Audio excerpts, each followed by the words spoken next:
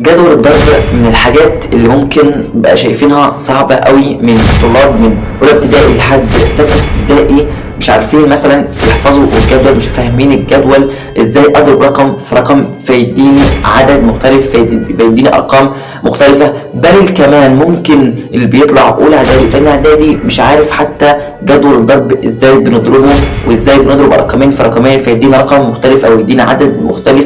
علشان كده في الحلقة دي هنعرف ازاي نعرف نحل جدول الضرب بس بطريقة مميزة جدا جدا. هناخد النهاردة في الحلقة دي جدول 1 وجدول 2 وجدول 3.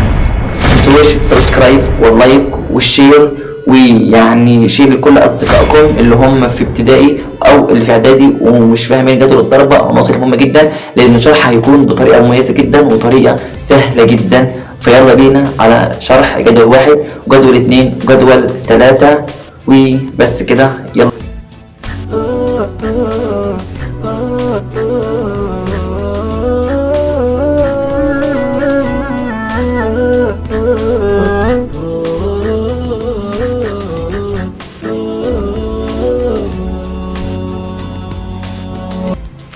نركز مع بعض. طبعا احنا قلنا النهارده نتكلم عن جدول الضرب. جدول الضرب بطريقة مميزة جدا، طريقة مميزة جدا. تمام، دلوقتي احنا عاوزين نعرف ايه هي الطريقة المميزة دي. اول حاجة هنتكلم عن جدول 1. جدول 1 تمام. جدول 1 ده في كل مرة بجمع 1. كل مرة بنجمع كام؟ بنجمع 1. دي حاجة معروفة، بنجمع 1 في كل مرة. تمام، زي مثلا بس ما عدا الصفر. يعني ليه؟ لان لما اقول اي حاجة في صفر، مثلا 1 في صفر يدينا مين؟ يدينا صفر. يبقى اذا دلوقتي اول حاجة في جدول الضرب لما اقول كام؟ 1 في صفر يدينا ايه؟ صفر. اي حاجة في صفر بصفر اهي. اي حاجة في صفر بتدينا ايه؟ بتدينا صفر. دي مهمة جدا. بعد كده عاوز اقول 1 في 1. 1 في 1 بتساوي 1. جت منين؟ قلت 1 زائد صفر عطتنا كام؟ عطتنا 1. ماشي تمام. يبقى لما قلنا دلوقتي، لما قلنا 1 في صفر بكام؟ بصفر. خلاص عرفنا دي اي حاجة بصفر بتساوي صفر. طب لما قلنا 1 في 1 بيساوي كام؟ 1. جيت منين؟ جمعت قلت 1 زائد صفر تساوي كام؟ هتساوي 1. تمام كده. يعني بجمع على الرقم اللي قبليه. انا مثلا عاوز اقول 1 في 2. 1 في 2 ب2. جت منين؟ 1 في 2 ان احنا اصلا جمعنا. طبعا احنا جمعنا ايه؟ قلنا 1 في 2 بتساوي كام؟ بتساوي 2. قلت 1 زائد الواحد اللي بعد طبعا الصفر بعديه كام؟ بعديه 1 بقى بيساوي كام؟ 2. يعني في كل مرة بجمع 1 على الرقم اللي بعديه. لما اقول مثلا 1 في 3 هتساوي كام؟ 3. يبقى انا كده جمعت قلت 1 زائد 2 بيساوي 3. بعد كده لما اقول 1 في 4. 1 في 4 هتساوي كام؟ هتساوي 4. بعد كده لما اقول مثلا 1 في 5 هتساوي كام؟ هتساوي 5. جت منين؟ جمعت. والرقم اللي قبل الأربعة كام؟ اللي قبل 5 كام؟ 4. يبقى هقول 1 زائد 4 هيديني كام؟ 5. بعد كده لما اقول 1 في 6 هتساوي كام؟ هتساوي 6، لان انا قلت 1 زائد 5. طبعا 6 قبلها كام؟ 6 قبلها 5 يبقى كام؟ 6. بعد كده لما اقول 1 في كام؟ 1 في 7 هتساوي كام؟ هتساوي 7، عشان انا قلت 1 زائد 6 بتساوي كام؟ 7. بجمع الرقم اللي قبليه. يعني مثلا ازاي بجمع الرقم اللي قبليه؟ يعني مثلا ال7 دي قبليها كام؟ قبليها كام؟ قبليها 6. طب بعديها كام؟ بعديها 8. انا باخد الرقم اللي هو قبلها ده وبجمع عليها كام؟ 1. طب سؤال، اشمعنى 1 يعني؟ ليه 1؟ علشان انا في جدول مين دلوقتي؟ في جدول 1. تمام كده؟ انا في جدول 1 دلوقتي. بعد كده 1 في 8، 1 في 8 هتساوي 8. يبقى اذا ليه قلت 1 زائد كام؟ اللي قبل 8 كام؟ 7. يبقى 1 زائد 7 بتساوي كام؟ 8. بعد كده لما اقول 1 في 9 بتساوي كام؟ بتساوي 9. اشمعنى 9؟ انا بقول دلوقتي الرقم ده كام؟ 9 قبل كام؟ 8. خلاص اجمع لي 1 زائد 8 يساوي كام؟ 9. بعد كده لما اقول مثلا 1 في 10، 1 في 10، 1 في 10 طبعا بيساوي كام؟ بيساوي 10. ازاي مثلا جت منين؟ انها قبل 10 كام؟ 9. خلاص اجمع لي 1 زائد 9، اجمع لي 1 زائد 9 بتساوي كام؟ بتساوي 10. بعد كده 1 في 11، 1 في 11 طبعا بكام؟ ب11. طب جت منين؟ احنا قلنا طبعا بنجمع كل مرة 1، يبقى 1 زائد 10 قبل 11 كام؟ 10. يبقى 1 في 10 بكام؟ ب10. 1 طبعا في 11 هنا هي طبعا 1 زائد 10 بتساوي كام؟ بتساوي 11. بعد كده 1 بقى في 12، 1 في 12 هتساوي كام؟ 1 في 12 هتساوي 12. اشمعنى؟ علشان قبل 12 كام؟ 11. خلاص قول لي 11 زائد 1 بتساوي كام؟ 12. يبقى اذا ده كان جدول 1. الخلاصة في جدول 1 انا بعمل ايه في كل مرة؟ بنعمل ايه في كل مرة في جدول 1؟ جدول 1 في كل مرة بنجمع 1. بنجمع 1 في كل مرة، بنجمع 1 في كل مرة على الرقم اللي قبل على الرقم اللي قبليه، على الرقم اللي قبله، على الرقم اللي ايه؟ اللي قبله. تمام. ده كده بالنسبة لجدول 1. جدول 2 برضو بنفس الطريقة. اما اقول مثلا هنا 2 في 0 بتساوي كام؟ بتساوي 0. اما اقول مثلا جت منين؟ قلت دلوقتي اي حاجة بصفر بصفر. تمام. بعد كده لما اقول مثلا 2 في 1 بتساوي 2، جت منين 2 في 1 دي؟ اولا هي كل جدول 2 ده عاوزين نعرف حاجة، ان جدول 2 ده في كل مرة بنجمع 2، في كل مرة بنجمع 2، وكل مرة بنجمع كام؟ بنجمع 2 في كل مرة. زي مثلا نقول مثلا كام؟ 2 في 2 بتساوي كام؟ 4. يبقى انا كده جمعت كام؟ الاتنين دي. ماشي. 2 زائد 2 بتساوي كام؟ بتساوي 4. هفضل بقى اعمل كده. مثلا اما اقول مثلا هنا كام؟ 2 في 3، 2 في 3 بكام؟ ب6. طب اللي قبل 2 في 3 كانت كام؟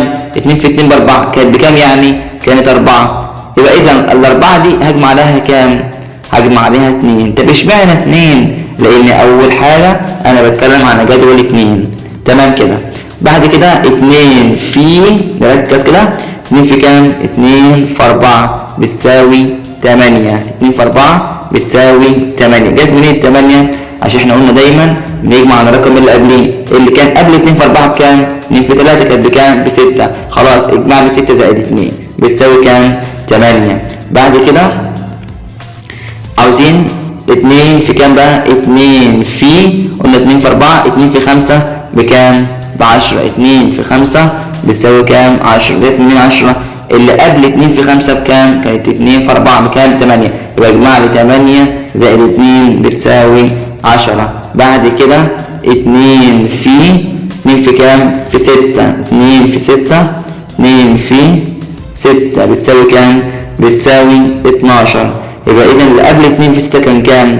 اللي قبل 2 في 6 كان 2 في 5. طب بتساوي كام؟ 10. يبقى 10 زائد 2 بتساوي كام؟ بتساوي 12.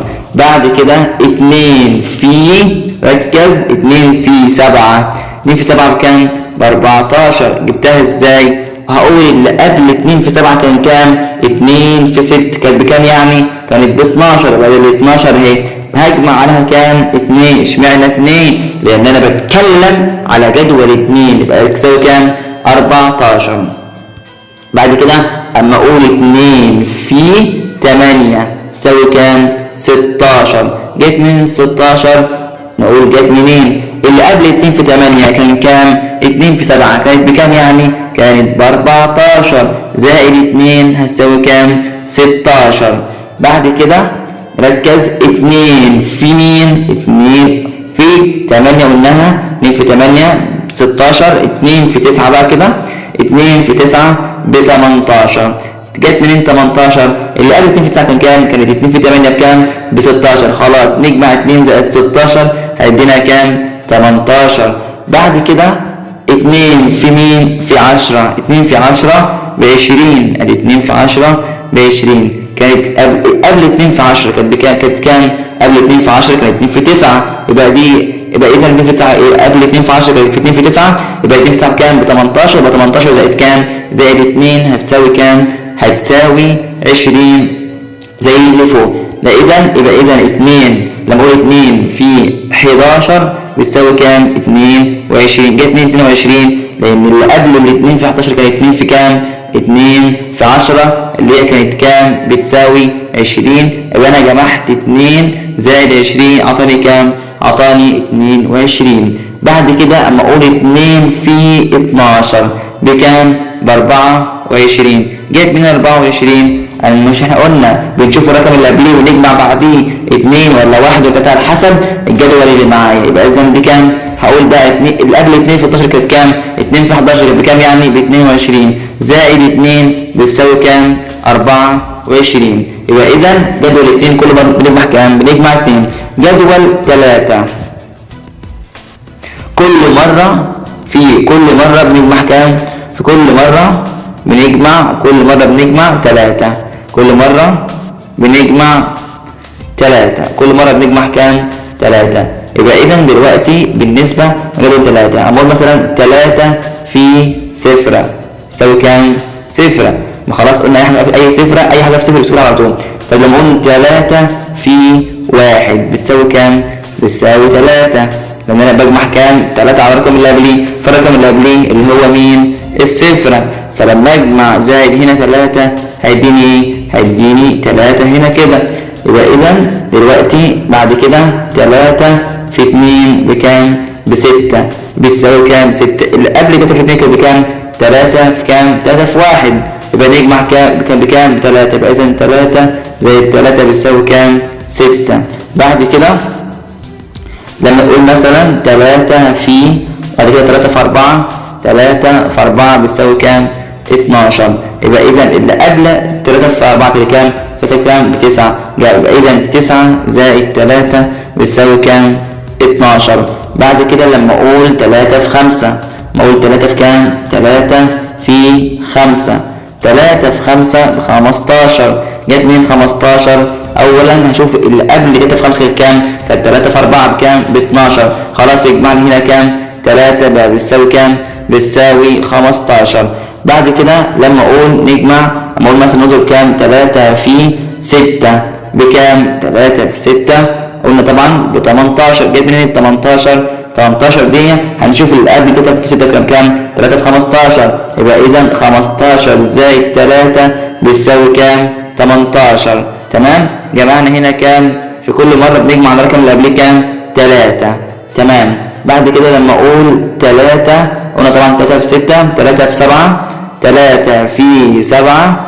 3 في 7 بكام؟ ب21. جت من 21. اولا كده اللي قبل 3 في 7 كام؟ بكام؟ ب18. يبقى اجمع 18 زائد 3 بتساوي كام؟ 21. بعد كده 3 في 8. 3 في 8 طبعا بنجمع كام؟ 3 يبقى 24. جت منين 24؟ اللي قبل 3 نركز، اللي قبل 3 في 8 كانت بكام؟ 3 في 7 بكام؟ ب21 زائد مين بقى؟ زائد 3 بقى يدينا كام؟ هيدينا 24. بعد كده 3 في 7. 3 طبعا قلنا طبعا 3 في 7 21 خلاص. بعد كده قلنا 3 في 8. 3 في 8 قلنا طبعا ب24. بعد كده 3 في 9. 3 في 9 زي ما قلنا طبعا ب27. طب جت منين 27؟ 27 جت ان احنا طبعا بنشوف الرقم اللي قبليه. اللي قبل 3 في 9 كام؟ 3 في 8 كانت بكام؟ ب24. هجمع عليها كام تاني؟ 3 هتديني 27. بعد كده لما اقول 3 في 10 بكام؟ 3 في 10 ب30. جت منين؟ هشوف اللي قبل مين؟ اللي قبل 3 في 10 كانت بكام؟ 3 في 9 بكام؟ ب27 زائد 3 هتساوي كام؟ 30. بعد كده هقول 3 في 11. 3 في 11 بتساوي كام؟ 33. جت منين؟ اللي قبل 33 كانت كام؟ اللي قبل 3 في 11 كانت كام؟ 3 في 10 بكام؟ 30. يبقى زائد كام؟ زائد 3 بتساوي 33. بعد كده لما اقول 3 في 12 بكام؟ ب36. جت منين؟ لما اقول طبعا احنا قلنا اللي قبل 3 في 12 كانت كام؟ 3 في 11 بكام؟ ب33. يبقى اسمي هجمع كام؟ 3 ويساوي كام؟ 36. اذا كده احنا خدنا جدول واحد وقلنا في كل مرة بنجمع كام؟ في كل مرة بنجمع طبعا كام؟ 1. اشمعنى؟ عشان هو جدول واحد. بعد كده خدنا جدول 2. خدنا جدول 2 وقلنا احنا في كل مرة بنجمع كام؟ في كل مرة بنجمع كام؟ بنجمع 2. في كل مرة بنجمع كام؟ 2. بعد كده خدنا جدول مين؟ خدنا جدول كام؟ 3. خدنا جدول 3. جدول 3. اذا جدول 3 ده زي ما قلنا ان احنا في كل مرة بنجمع كام؟ بنجمع 3. خلاص كده شوية قدرنا نفهم جدول 1 وجدول 2 وجدول 3 بطريقة مميزة جدا وطريقة سهلة جدا، وتنفع كمان للي هما في ابتدائي وتنفع للي في اعدادي اللي مش فاهمين جدول الضرب أو يعني. طبعا ما تنسوش السبسكرايب للقناة والشير للحلقة ولايك للفيديو. وبس كده، والى اللقاء والسلام عليكم. رغم كيد العدا، رغم كل النقم، سوف نسعى إلى أن تعم النعم، سوف نرنو إلى رفع كل الهمم، بالمسير للعلا ومناجاة القمم. فلنقم كلنا بالدواء والقلم، كلنا عفو على من يصارع السقم. فلنواصل المسير نحو غاية أهم، ونكون حقا خير أمة بين الأمم. سوف نبقى هنا كي يزول الألم، سوف نحيا هنا